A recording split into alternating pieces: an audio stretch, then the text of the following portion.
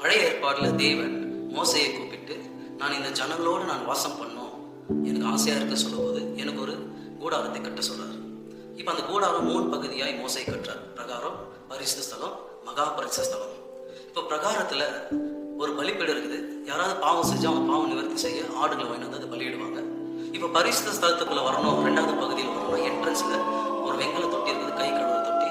யாராவது உள்ள வரணும்னா சுத்தமாய் கையை கழுவிட்டு அங்க வரணும். அடுத்து பரிசுத்த ஸ்தலத்துக்குள்ள வரணும்னா அதுக்குள்ள 3 பொருள் இருக்குது. நீங்க லெஃப்ட் சைட்ல வந்து மெனோரா இருக்குது, 7 குத்த விளக்கு. நடுவுல நீங்க பாத்தீங்கன்னாக்கா தூப பீடம் இருக்குது. ரைட் சைட்ல அப்பம் வைக்கிற மேஜை, 12 அப்பம் சுட்டு அங்க வைப்பாங்க. அதுக்கப்புறம் பரிசுத்த ஸ்தலம், அதுக்குள்ள வருஷத்துல ஒரு தடவை தான் போக முடியும். அதுக்கு நடுவுல ஒரு ஸ்கிரீன் இருக்கும், திருசேலை. இப்போ அந்த மகா பரிசுத்த ஸ்தலத்துக்குள்ள உடன்படிக்கை பெட்டி இருக்குது. அந்த பெட்டிக்கு மேல கிருபாசனம் இருக்குது. கிருபாசனத்து மேலதான் ஆண்டவர் வீட்டு இருப்பார். இப்ப ஆண்டவர் எப்படி ஜனங்களை நேசிப்பாருன்னா, அந்த பெட்டிக்கு மேல, உடன்படிக்கை பெட்டிக்கு மேல ஆண்டவராக இயேசு கிறிஸ்து அவருடைய பிரசன்னத்தில் அப்படியே உட்கார்ந்து அங்கிருந்து எப்படி ஜனங்களை பார்க்குவார்னா, இந்த பரிசுத்த ஸ்தலத்தில் இருக்கிற அப்பம் வைக்கிற மேஜை 12 அப்பம், அது தன் பிள்ளைங்க குறிக்கிறது, 12 கோத்திரம். அதை பார்க்கும் போதெல்லாம் அவர் சந்தோஷப்படுவாராம். அதுக்காகத்தான் தினமும் அப்பத்தை சுட்டு சுட்டு வைப்பாங்களாம் அப்பம் வைக்கிற மேஜையில. இப்ப ஏன் நான் இதை சொல்றேன்? இப்ப புதிய ஏற்பாடுல நீங்க தான் தேவாலயம்ன்றார் பவுல். நமக்குள்ளேயும் 3 பகுதியா இருக்குது, ஆவி, ஆத்மா, சரீரம். இந்த சரீரம் எதை குறிக்குதுன்னா பிரகாரம். நம்முடைய ஆத்மா எதை குறிக்கிறதுனா பரிசுத்த ஸ்தலம். நம்முடைய ஆவி எதை குறிக்கிறதுனா மகா பரிசுத்த ஸ்தலம். அதனால்தான் இயேசு கிறிஸ்து நம்ம ஏற்றுக்கொள்ளும் போது பரிசுத்த ஆவியை நம்ம பெற்றுக்கொள்கிறோம். அந்த ஆவியானவர் எங்க வராருன்னா நம்முடைய ஆவி தான் மகா பரிசுத்த ஸ்தலம். அந்த மகா பரிசுத்த ஸ்தலத்துக்குள்ள ஆவியானவர் வராராம். இப்ப ஆவியானவர் உள்ள வந்ததுலவே இதுக்கு பேர் தான் புத்திர சுவீகாரத்தின் ஆவி நாம் பெற்றுக்கொண்டோம். ஒரே ஆவி ஆயிடுச்சு.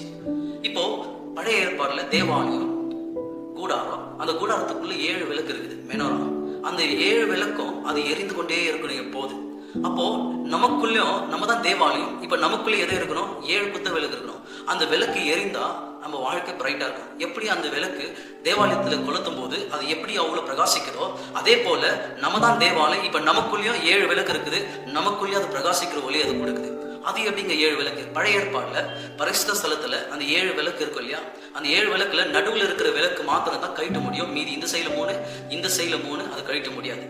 அப்ப நடுவில் இருக்கிற விளக்கு, எல்லா விளக்குலையும் எண்ணெய் நிரப்பிட்டு எல்லா விளக்குலையும் திரிய வச்சுட்டு ஒரே ஒரு நெருப்பை எடுத்துட்டு வந்து நடுவில் இருக்கிற விளக்கு மாத்திரம் தான் பத்த வைக்கணும்.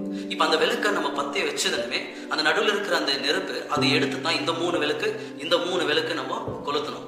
அப்படி கொளுத்தினா தான் அது பிரகாசிக்காது, அது அணையாது. அப்படியேப்பட்டது ஒரு மேன்மையா இருக்குமா.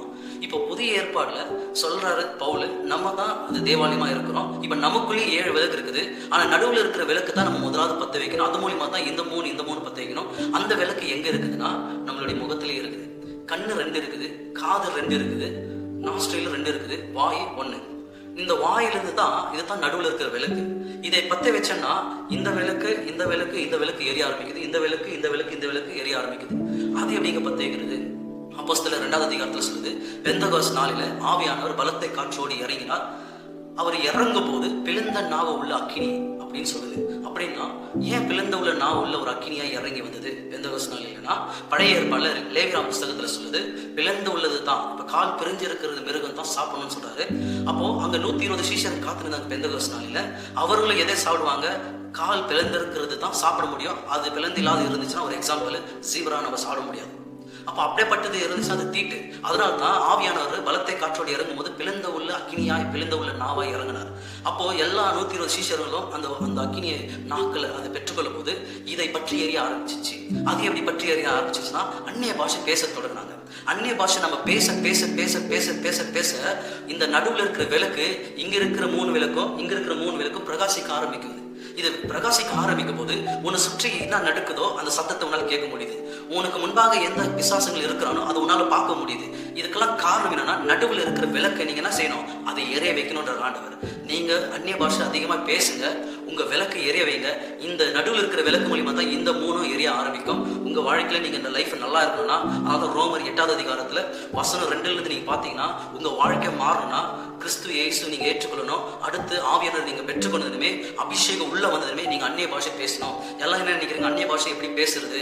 ஆண்டவர் தான் என்கிட்ட வரணும், அவரே தான் பேச வைக்கணும். கிடையாது. நீங்க மாம்சத்தில் பேச ஆரம்பிக்கணும், உற்சாகமா கேட்கணும், தாகமா இருக்கணும். நீங்க வாஞ்சியோடு இருந்தீங்கன்னா, நானும் இன்னைக்கு அந்நிய பாஷை பேசுவேன்னு சொன்னீங்கன்னா, உங்களுக்குள்ள 2-3 வார்த்தை உங்களுக்குள்ள தோண ஆரம்பிக்கும். அந்த வார்த்தையை நீங்க எடுத்து பேச பேச பேச பேச பேச உங்களுடைய உங்களுக்குள்ள இந்த விளக்கு எரிய ஆரம்பிச்சிடும். அதனால தான் வேதம் சொல்லுது 1 கொரிந்தியர் 14 அதிகாரத்துல, அந்நிய பாஷை பேசுகிறவன் தனக்கு பக்தி விருத்தி உண்டாக பேசுகிறான்.